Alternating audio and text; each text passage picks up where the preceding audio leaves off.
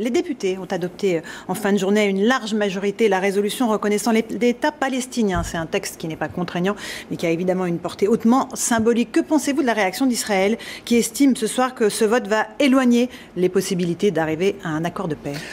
Bon, je conçois qu'Israël soit un peu gêné de ce vote parce qu'il aimerait pouvoir conserver la main sur le processus.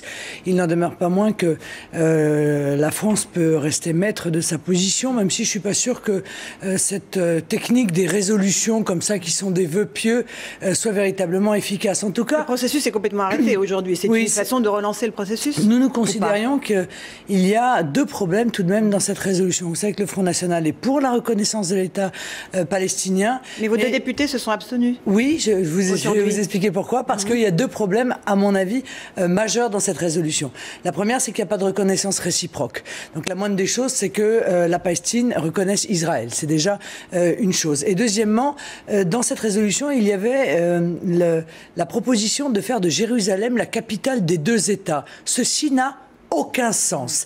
Il s'agissait là de souffler sur les braises d'un conflit qui est évidemment ancien et qui, du coup, ne réglait pas les problèmes. Il faut que Jérusalem, à notre avis, soit sous contrôle international. C'est le berceau de trois religions, l'immense majorité du monde, et que chaque État puisse avoir sa capitale. Vous vous seriez abstenu, vous, si vous aviez été député ? Oui. Oui, comme Marion, votre nièce, comme Gilbert Collard, qui pourtant a défendu une ligne... Oui, mais le bureau exécutif du Front National s'est prononcé.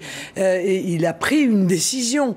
Et par conséquent, c'est cette décision qui a été appliquée par les députés du Front National et du Rassemblement Bleu Marine. Tout marche bien dans l'ordre au Front National. Eh ben, c'est pas mal, non ? Oui, la discipline. Ça change. La discipline. Ça change. Émeric Choprade, qui est votre conseiller aux questions de politique internationale, a pourtant publié cet été un texte qui prône un rapprochement avec Israël pour contrer la menace islamiste. Les mots ont un sens. Je vois pas le rapport avec la résolution, en l'occurrence. Si, c'est exactement ça. On est au cœur du sujet. Non, on n'est pas du tout au cœur du sujet. Le fait qu'il existe un État palestinien est, à notre avis, une manière de sécuriser Israël. Car à partir du moment où la Palestine sera un État, alors elle en aura les droits, mais aussi les devoirs. Faire entrer la Palestine dans le concert des nations, c'est l'obliger précisément à maîtriser son territoire, à lutter efficacement contre le terrorisme, au risque d'être jugé comme une nation. C'est avoir les pouvoirs régaliens pour qu'enfin la Palestine puisse être un État souverain, mais qu'Israël puisse vivre en sécurité avec, pour chacun, des frontières sûres. C'est cela aussi la démarche de cette reconnaissance de la Palestine, auquel, je vous dis, nous posons un certain nombre de conditions qui n'étaient pas respectées dans cette résolution. Il y a un infléchissement de la position du Front National sur cette question compliquée, évidemment, Israël-Palestine. Votre père, Jean-Marie Le Pen, dans son journal de bord, disait pourtant, il y a quelques jours, que Gaza est un camp de concentration dans lequel les gens sont privés de moyens de défense. Oh, on peut toujours avoir une opinion sur la manière dont se déroule le conflit. Vous savez que ça fait quand même des décennies maintenant que ce conflit perdure et que personne jusqu'à présent n'a réussi à trouver les solutions, les clés de la paix dans cette partie du monde. Mais il n'y a pas d'infléchissement. Le Front National a toujours été pour la reconnaissance de l'État israélien et pour la reconnaissance d'un État palestinien. Donc je crois que pour le coup, il y a une belle persévérance dans notre opinion. C'est quoi l'enjeu pour vous, l'enjeu politique ? Est-ce qu'il s'agit de reconquérir ou de conquérir l'électorat juif ? Non, je ne suis pas socialiste, moi. Je ne me détermine pas en fonction des clientèles que je cherche à attirer à moi.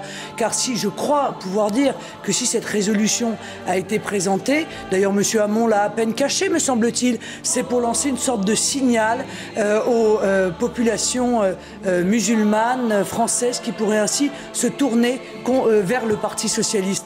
Eh bien, je trouve que c'est une toute petite vision assez minable, il faut bien dire, de la politique. Je pense qu'en politique, il faut avoir de la hauteur.